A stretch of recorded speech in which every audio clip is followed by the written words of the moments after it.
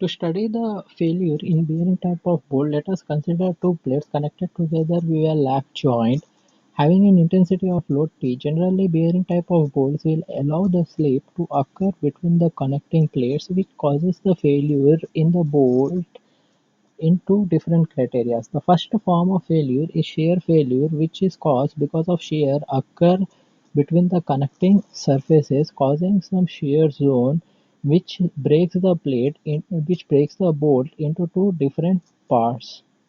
The failure surface can also be studied, and the failure shape is considered as circular. IS 800-2007 has suggested a formula for shear capacity of bolt where area of bolt is considered to be circular shape, where N and Ns are number of surfaces intersecting shear at threaded portion and non-threaded portion. In this case, there was a failure in threaded portion. This is why Nn as considered 1.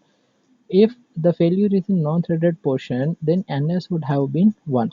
The second form of failure is bearing type of failure occurs because the plate moves in the direction of intensity of load. The movement in the plate is counteracted by the force in the bolt.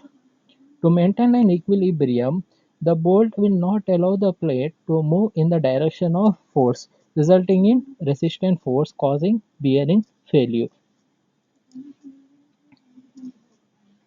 The failure shape can also be seen how the plate has been deformed.